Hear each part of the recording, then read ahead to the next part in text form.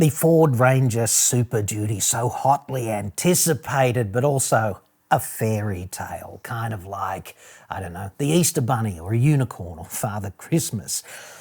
Its capabilities are only real if you choose to believe, like hook, line and sinker, swallowing it, what you've been told so far by a carefully selected group of reviewers here in Australia. Right, this is an example of Ford's PR machine doing exactly what they do best, which is cultivating a tiny group of domesticated reviewers who are too timid or otherwise unincentivized to ask the hard questions. Or maybe they just don't even know how to join a few basic engineering dots and then pose the hard questions when they have access to technical experts and executives. I really don't know. But the bottom line is that the Ranger Super Duty is going to be kind of okay, meaning too expensive and also not nearly as good at towing and heavy load carrying as you have been led to believe, or maybe as you have inferred from what you've been told from a carefully selected set of talking points that have been parroted to you via the videos you've seen here on YouTube, okay? And in this video, I'm going to break that down for you using, some facts and some very reasonable engineering assumptions, and I want to give you an honest assessment of what the real capabilities of this vehicle are actually going to look like.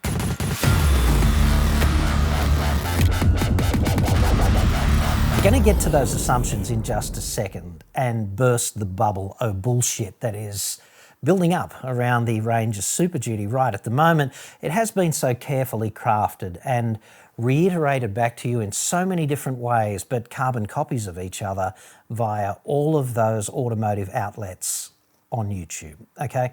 But first, I want to lift up the skirt, if you don't mind, and have a little look at the undercarriage of how this sort of thing actually works.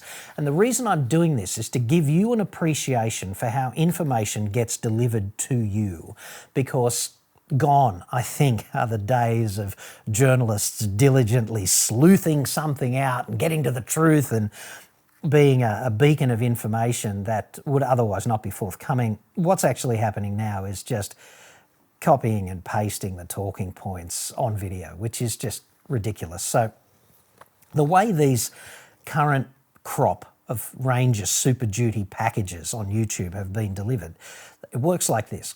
Ford has flown a whole bunch of carefully domesticated, selected reviewers to its former manufacturing facility in Broadmeadows. Obviously, the ones in Victoria, Melbourne have just driven in, but everyone else from other capital cities have flown in to be part of this quote-unquote event where they all just shuffle into the same studio. And I'm going to just come at you unplugged today, if you don't mind. They stand in the same bullshit studio. They get the same bullshit briefing, which is carefully selected, right? So many meetings are had about what are we going to tell them and what are the implications of that, because Ford's objective is to keep the fairy tale going, okay? Very important. That's why, for example, we have not been told the curb weight or the axle load limits on this vehicle. That's not just we'll prick tease that out in the future. That's if we release it up front, it's going to burst the bubble and break the fairy tale. I'll tell you right now, these things do not happen by accident. There's not some other series of gift boxes awaiting to open. They're going to delay the release of this information as long as possible, because it's going to make the Ranger Super Duty look worse than it does presently, with only the carefully curated facts out in the public domain.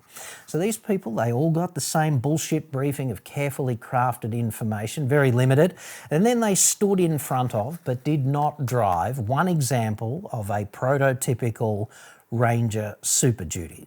And yeah, you can look at it, that's great, and you can parrot back the facts that Ford has chosen to disclose, that's great too, but the missing bit here is joining the dots and extrapolating and making some solid conclusions that maybe Ford's not going to like, but maybe serve you in the audience, okay? Same studio, same car, same Ford cameraman. That's why the cinematography all looks the same, because it's the same dude doing the shooting in all of those reviews, right? And then they parrot back the same carefully selected talking points. And your interests are not being served at this point, I would suggest. You don't even need to be a journalist to do this, you know. AI could have done it. In many cases, I think AI might have even done it a bit better, you know. Not a single hard question was asked, and if one was, then there must have been an agreement not to disclose the answer. Like, off the record, dude, it's this, but you can't say that now, kind of thing. So what we saw is a whole bunch of reviewers just gushing.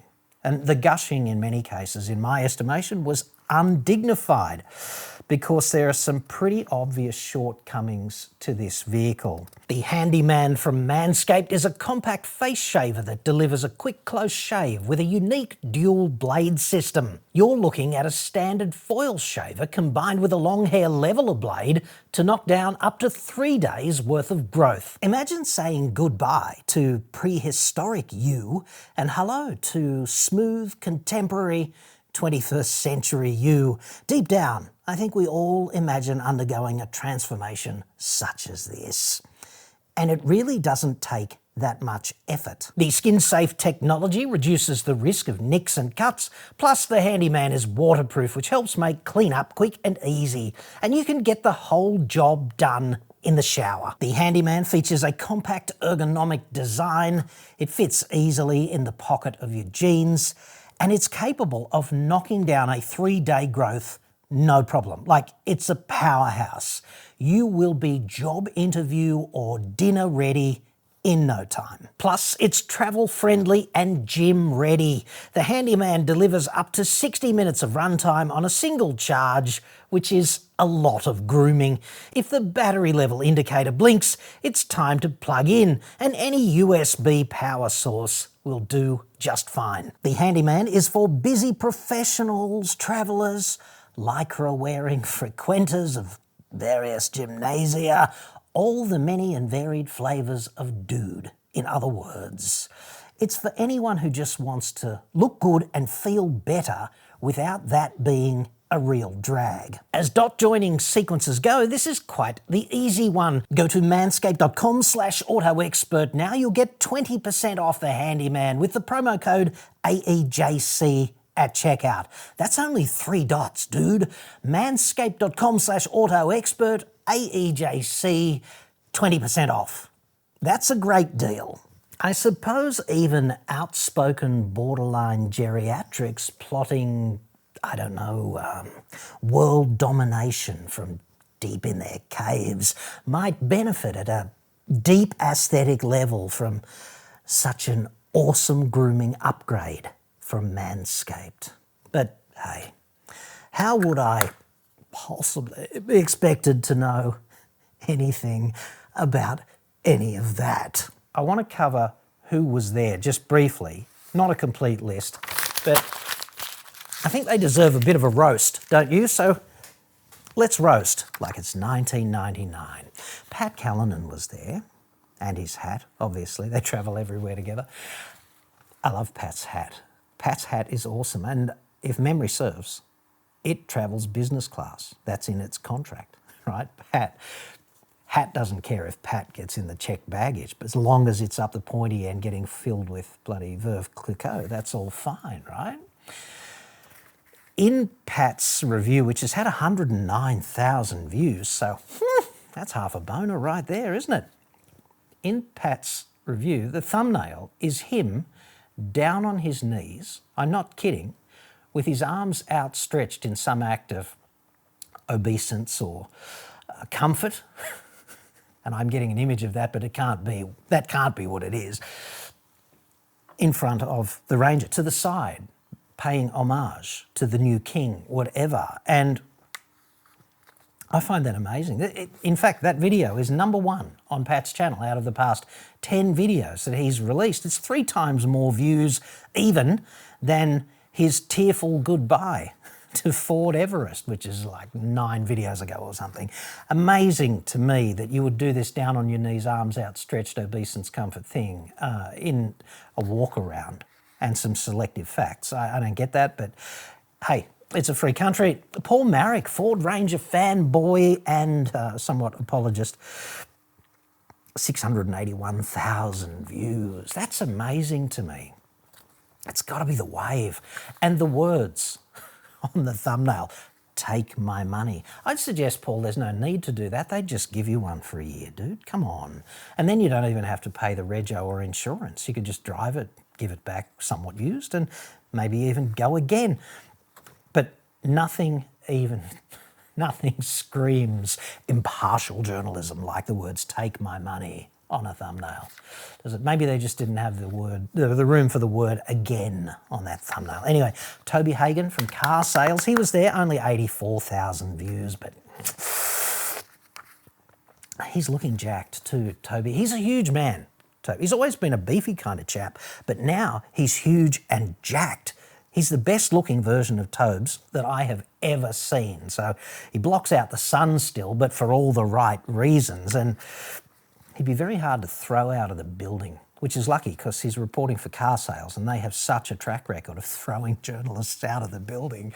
They've had such a purge recently. He would be one of the hardest ones to throw out, though, I'd suggest. So they've gotten rid of all the less jacked reviewers, certainly. Byron Unpronounceable from Cars Guide as well. Only 10,000 views for Byron. What went wrong, dude? Cars Guide, of course, owned by AliExpress or Temu, whatever it is this week, I forget. Maybe they take it 1 week at a time and just switch. I don't know. They used to be News Limited, obviously, but I can't imagine a dude less likely to get his hands on the tools than Byron Matthew Darkus. Actually, now that I think about it, I can. I really can, and that dude would be Big Tongue, who was out and flapping in Broadmeadows in the studio. Tung Nguyen from Drive. He's got to be a mentally tough dude too, because he endures working for those cocks at Nine Entertainment. I don't know how he does it. I certainly couldn't do it. Big Tongue, he seems somewhat unlikely to me to wrap himself around the tools anytime soon. The jackhammer, the forklift, the skill saw, chainsaw, whatever. Any of that big stuff, a lathe or a milling machine, I'm not seeing it, but I could be completely wrong. It's just the impression I get. In my view, Big Tongue is likely to be far more of a hit with the chicks. I don't know why. And of course, my favourite publication of all time, it was a photo finish, New York Times, La Principia Mathematica, or Caravan World. That's not funny. Caravan World. However, having read every edition since the turn of the century, they never use the term porter slum or rolling hovel, and I might have to make a, constructive suggestion there, but chemical toilet or composting, dude, they cover all the big issues. I can agree. And if you want to take your effluent on holiday, travelling endlessly from outback shithole to outback shithole with busted ass cattle scrub in between, Caravan World, dude. If you're thinking about buying a Super Duty Ranger, however, I think we better burst the bubble on the BS and come up with a reasonable set of claims about how this vehicle is pretty clearly gonna perform in the towing and load carrying domain. So we'll do that next. The first and most glaring omission from this so-called press briefing that happened recently is the curb weight. Because if you're going to release the GCM and the GVM and the tow capacity and you don't release the curb weight, it begs a really obvious question, doesn't it? Because it's the odd one out. Why not just release it? And the only answer that fits is because it breaks the fairy tale and makes the Ranger Super Duty seem less of an awesome load carrying and towing beast than it actually is, because then we could reverse engineer some salient facts about it. So I'm going to estimate the curb weight of the Ranger Super Duty. I'm going to do that in a conservative way, making rational, conservative engineering assumptions. And if you'd like to disagree with me in the comments, go for it, dude. I'm happy to be disagreed with at any time. But here's how I take that. The vehicle that was on display, I think it was an XLT spec dual cab. It was certainly a dual cab, and it doesn't make any sense for them to display the lesser variant. You'd want the best one on display for the press. So guaranteed it was an XLT dual cab. So I thought we'd start with the non-Super Duty standard, bog standard XLT Ranger, that dual cab that you can buy today. And if you start there, the curb weight is known, it's 2130 kilos, okay? And then you got to ask yourself, what did they disclose about what has been done to this vehicle to sex it up and serve the fairy tale? And among the enhancements that are disclosed, we've got chassis reinforcement, right, re-engineered chassis. So they've probably gone from 4mm to 5mm in the section for the chassis, in whole or in part. Who would know? But every time you do that, obviously you add 25% to the weight of the chassis. So there's that. And then there's 50 litre fuel tank increase, right? It goes from 80 litres in the standard Jigger to 130 in the Super Duty. And that means you need a bigger tank and you need to carry 50 litres more fuel. So then we're going up 2 inch in the diameter of the wheels and tyres, or the tyres at least, from 31 inch to 33 inch, and plus we're putting on different wheels, and the wheels are not going to be lighter, all right? There's a substantial increase in weight there, and it's not sprung, so apart from having an implication for the curb weight, it's also going to have an implication in the handling domain, because any increase in unsprung mass is undesirable in every car on earth, all right?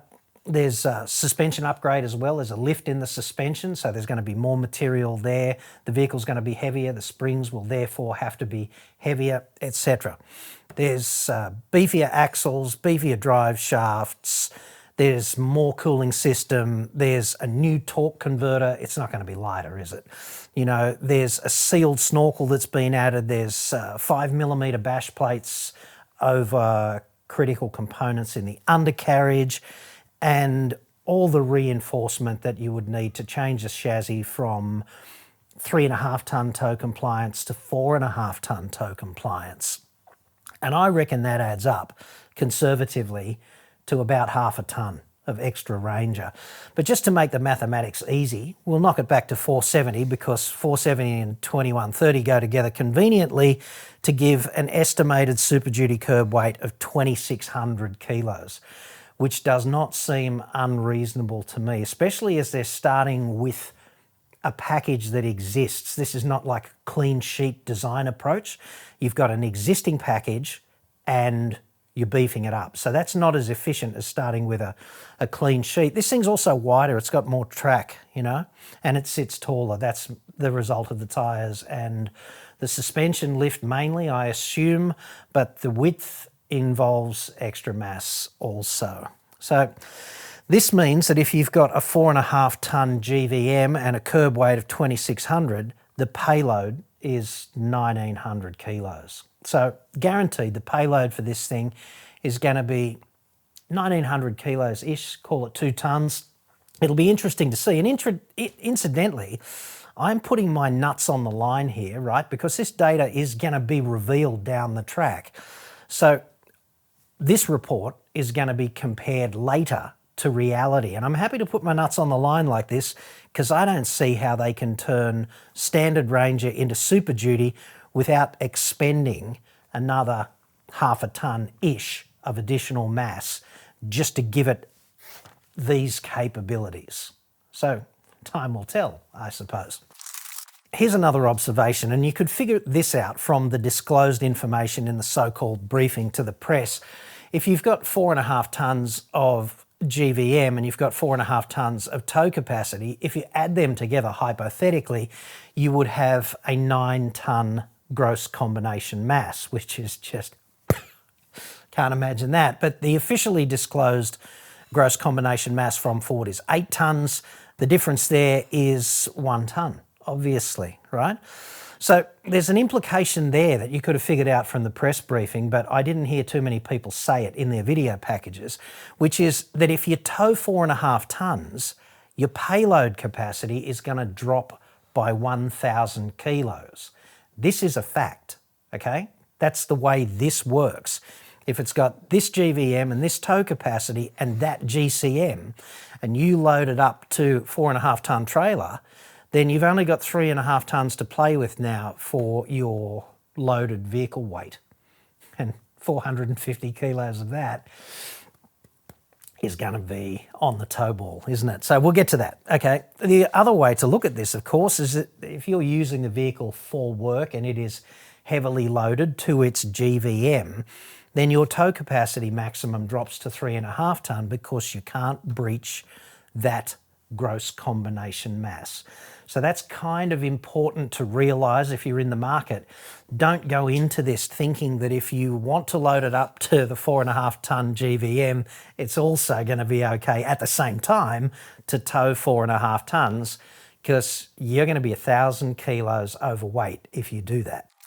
I would say though that among these super trucks, if you like, and I know they're different sizes, but the Ranger Super Duty is being touted as something that performs not unlike the next level up of big American truck, right? It's better in some respects based on the specifications that have been revealed, but it's not uncommon for there to be this disparity between the GCM and the sum of the tow weight and the GVM. They all do it nearly, although interestingly the F-150 XLT long wheelbase doesn't. F-150s roll differently to Rams and Silverados in this respect.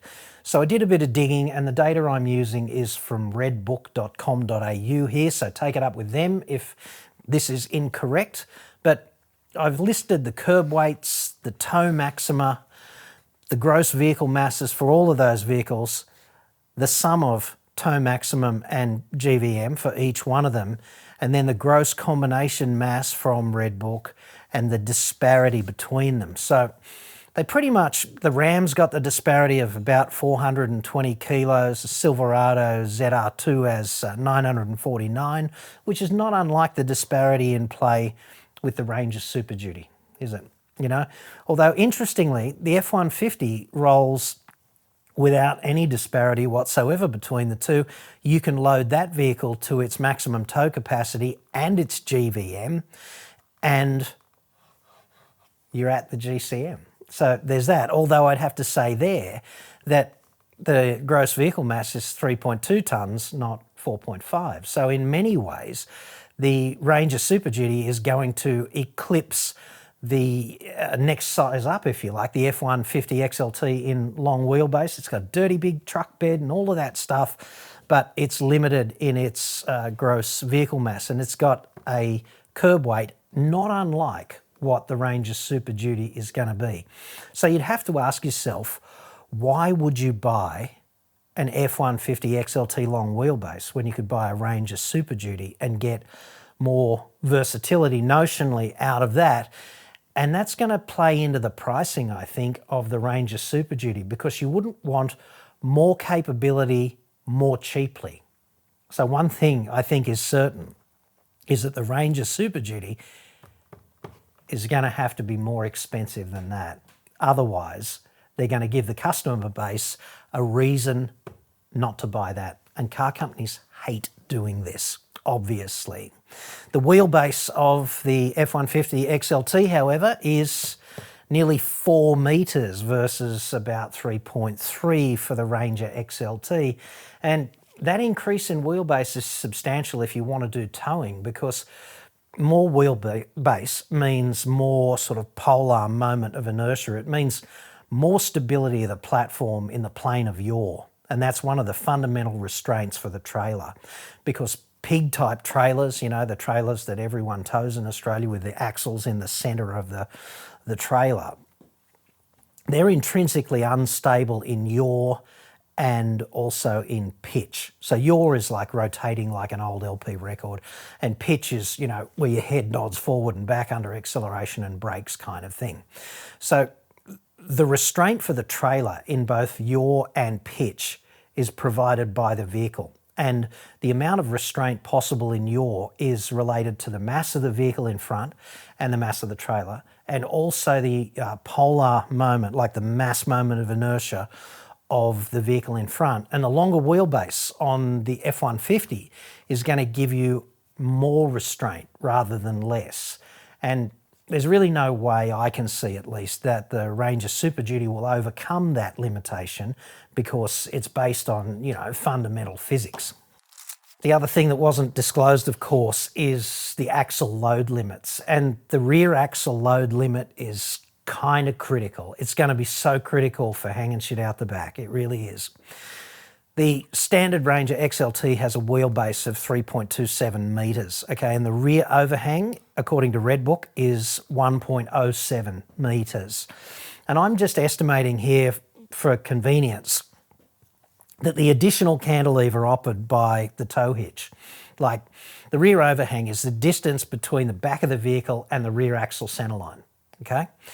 If we add a tow hitch, I'm suggesting as an estimate that that's going to add 130 millimetres, and that's mathematically convenient because the 30 and the 70 add together to give you a total of 1.2 metres of rear overhang, I'm suggesting, from the rear axle centerline to the tow ball centerline, all right?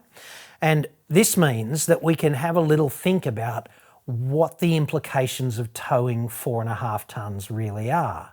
We just need dead brainiac who died a virgin, but also greatest scientific genius of all time, Isaac Newton, on the case to get this one solved, all right? So what you can see here is the salient bits of the Ranger Super Duty. The front axle, the rear axle, 450 kegs on the tow ball, all right?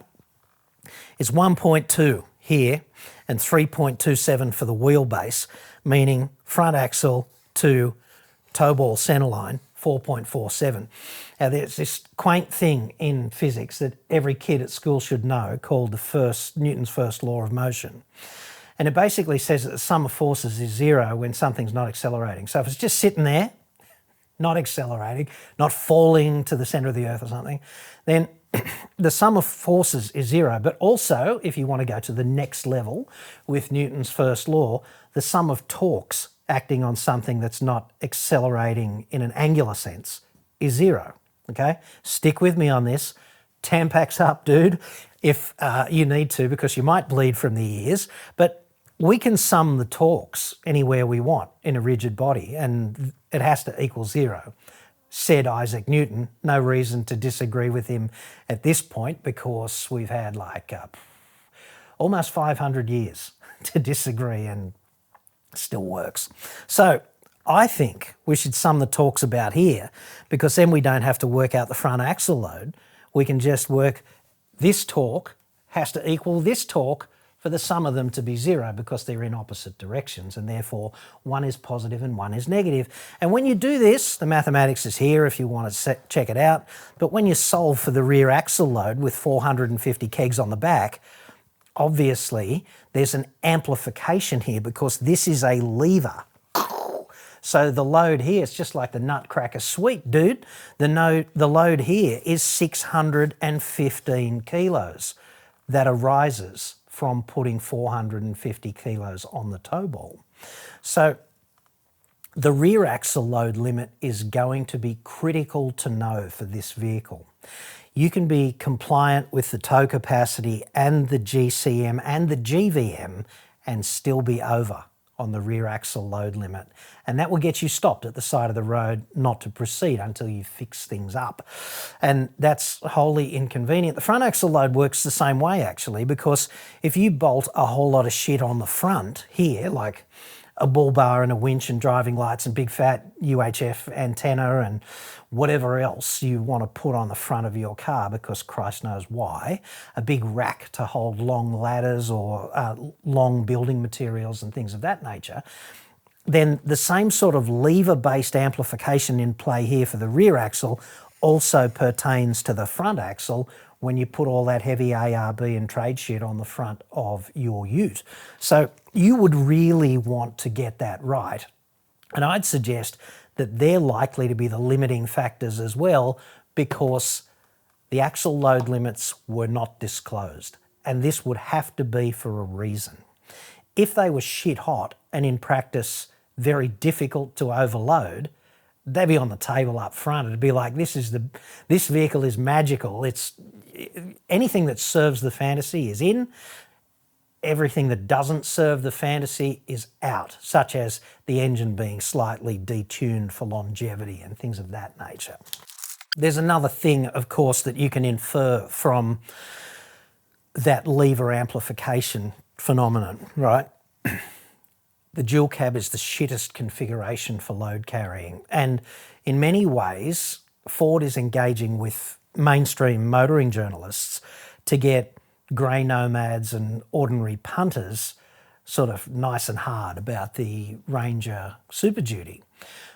And they'll be targeting the dual cab with a tub, right? Like that's notionally the person who uses a Super Duty for holidays and heavy towing, but also for just running around, right? This is the towing scenario we just discussed. 450 kegs on the back equals 615 over the rear axle because Newton, okay? Tub loading is just like that. If you go out and have a look at all the dual cabs driving around on Australian roads at the moment, basically the front of the rear wheel is where the tub begins. And the tub extends and is cantilevered out well behind the rear axle centerline. So if you've got some kind of, we could model it as an evenly distributed load in the tub, then if you wanted to remove all of these arrows and just replace them with one arrow that was the total load in a representative spot, it'd be here somewhere, right? Like it'd be in the middle of the tub somewhere, and therefore it's cantilevered out the back behind the rear axle, not as far cantilevered out the back as this, but still cantilevered out the back. And that means that whatever load you put evenly distributed in the tub, the rear axle load is going to be more than that because of this lever type amplification that we've been discussing. And this indicates to me as well that the rear axle load limit, more than anything else, is going to be such a critical purchasing decision factor for this vehicle. And you're going to have to be really careful about that. And unless you've actually studied applied physics, it's quite difficult to model that stuff. I picked up a mill drill the other day. It's like, it's here, it's sitting on the table just over here. It's sitting on the floor just over here, sorry. In total, it's about that high. Maybe it's a little bit higher than that. So I stuck it in the back of my dual cab, and it's 300 or 400 kilos, something like that.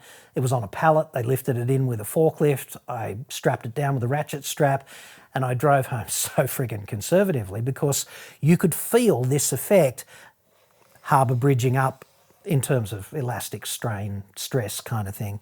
Harbour bridging up the chassis because of this mass distribution out the back of the rear axle. It's the shittest configuration for carrying actual load. So if you're a punter, you'd really want to think about the configuration.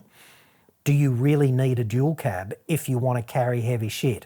Because if you've got an extra cab or a single cab, obviously your tub moves forward, and it's much more easy in that situation to centralise the overall effect of an evenly distributed load over the rear axle. And if you don't have the tray full, obviously you can shift all the shit forward to the bulkhead, and then it will be between the front and rear axles, and this will not have an amplifying effect on the rear axle load at all. Quite the opposite, because if it's in between the wheels, then the front axle carries a bit of it because Newton, okay?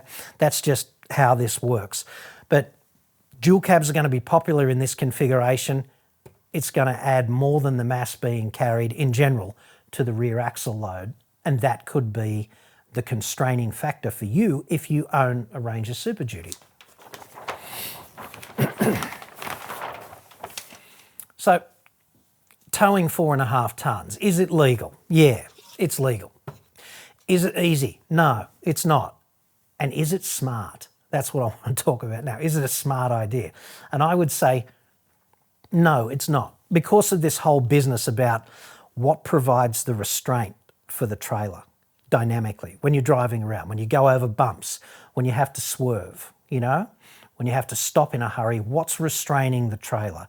When you stop in a hurry, there is an inertial forward motion of the trailer. It wants to pitch drawbar down, and that is restrained by the vehicle in front.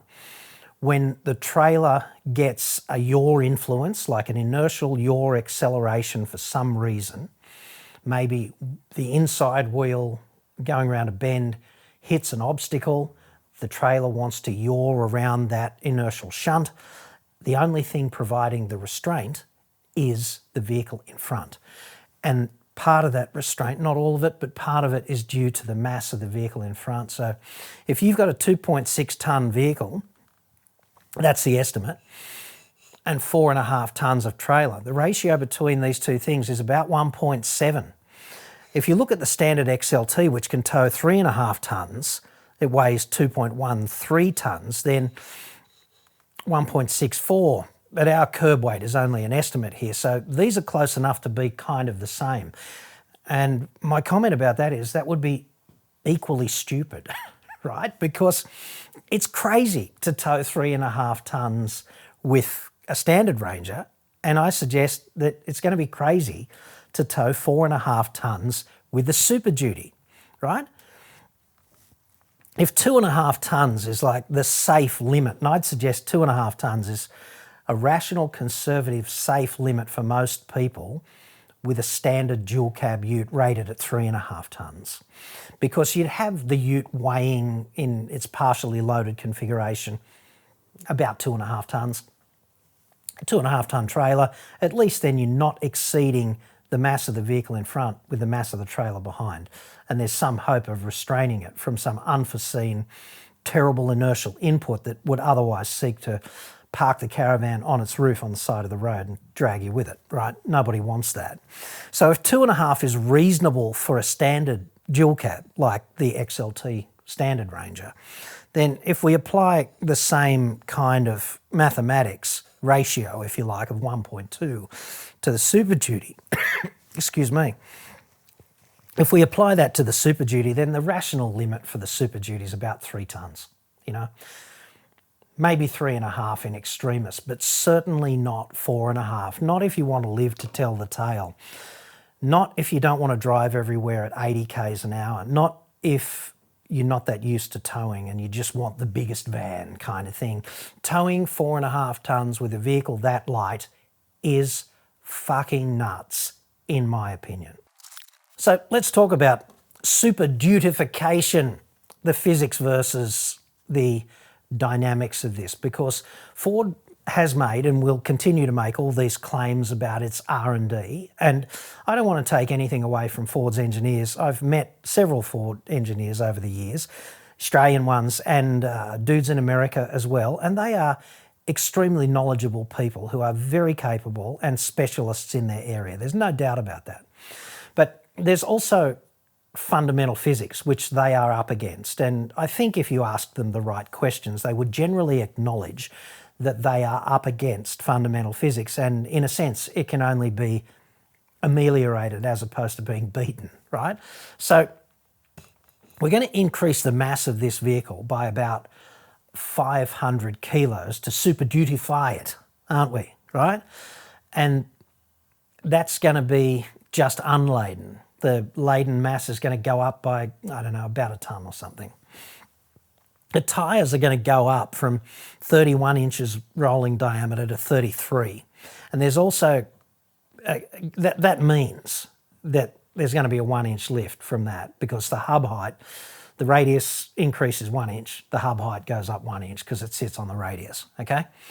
And there's going to be an estimated suspension lift as well. Like I estimate 1 inch, but it could be anything, but it looks to me like there's about an inch worth of suspension lift into that vehicle as well, right? So 2 inches in total from tyres and suspension worth of body lift. And we're going to make it heavier, and we're going to let it carry more and tow more.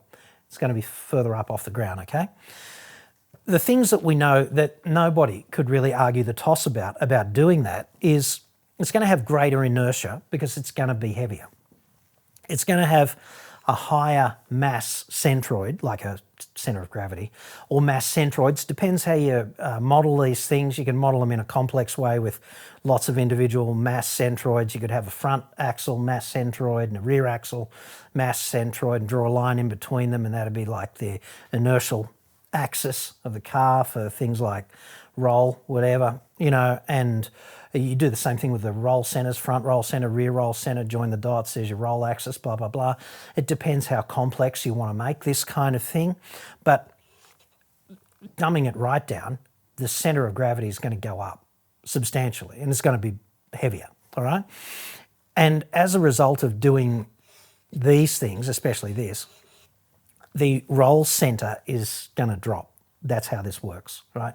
This is why they have limits on standard vehicles for mug punters to lift. You'll see in just about every state, I think, there's a limitation on how much overall lift you can get, how much can be derived from the tyres, sort of thing, and how much can be derived from suspension, not to exceed a total of blah. And that's because when you do that, you're dicking around with the mass centroid, you're lifting the mass centroid and dropping the roll centre. And what that does is it increases the roll moment. And if you also make the vehicle heavier, you're getting more roll moment as well because there's more inertial mass, okay? And what that means is you drive around a corner the same way and you jack the car up too much and put the mass centroid too high and the roll centre too low, and it just falls over and parks on the roof. And that's why the regulators have these limits that you cannot exceed without engineering certification. Because if you do exceed that, then some engineer has to certify that you haven't done that unsafely and that other steps have been taken to mitigate the consequence of raising the mass centroid and lowering the roll centre, thus increasing the roll moment, which is a fancy way of saying the leverage, the inertial leverage when you go around a corner. Let's put it like this. If you drive a standard vehicle around a fixed corner at a fixed speed, like a fixed radius at a fixed speed, then it's going to roll a certain amount because of the roll moment, because the mass centre is higher than the roll centre and it just pushes it over and makes it roll. If you do these mods, right, and you raise the mass centre and you lower the roll centre and you keep the speed in the corner the same, you get more roll. And the more you do that, the more roll you get until the vehicle becomes unstable and goes off and parks on the roof. And you really don't want to do that. So when you add 2 and 3 here, then we got greater roll moment. And when you add 1 into the picture, which is more mass anyway, you get even greater roll moment, right? So these modifications aimed at carrying more load and towing more trailer are very hard to justify in the sense that raising it all up like that makes it worse at doing those things, okay? Particularly towing, because you want less roll moment, I would have thought. But anyway, they can maybe offset that to some degree by increasing the track and thus giving the vehicle a little bit more stability by making it wider. And Ford's engineers are pretty good, they know what they're doing, but these modifications intrinsically make the vehicle worse at being heavily loaded, driving around a bend, and also towing a heavy trailer, driving around a bend, and in both of those cases, all receiving some terrible inertial input from a defect in the road that pushes it closer to the limit of the envelope of its control, all right?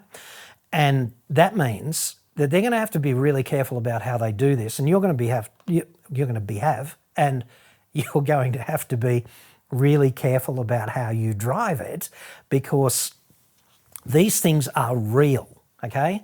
Isaac Newton says these things are real, and there's really nothing you can do about that. And when you look at it, they've given it more off-road compatible tyres. So you think about it, when you're towing your 4.5 tonne aluminium chitoir full of your effluent with you and your lovely wife across Australia, what type of road are you generally driving on?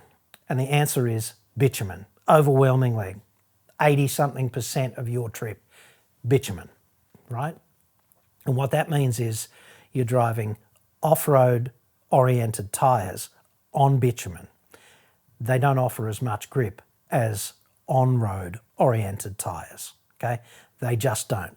Plus you've jacked up the mass centroid, added mass, lowered the roll centre, and intrinsically made the vehicle less stable when it comes to recovering control, taking evasive action, doing any of that stuff. So sorry to burst the bubble on the Ranger Super Duty. I'm sure it's going to be an okay car. I am, and I'm sure it's a substantial upgrade over a Ranger. But what I can only describe is the fucking gushing that's been going on about this vehicle based on the limited specifications like 4.5 tonne towing, 4.5 tonne GVM, but not both together, and with an undisclosed curb mass. That's just undignified, and in my view, it's doing you a disservice, which is essentially why I wanted to lay all this out. So I hope this doesn't mean you spend the rest of the week crying into your cornflakes or your schooner because you had these plans, this bubble, which I have just burst. But if you're going to be spending that much money and it's going to be 6 figures, dude, you'd want to go into that with your eyes open, and you'd want to make sure, absolutely sure, based on calculations relating to payload capacity that involve the curb weight and also the axle load capacities, before you spend the big bucks only to be gutted by the fact that you had an impression that that car could do a particular thing, which, based on the totality of circumstances and the totality of specifications, that it may not really be able to do for you.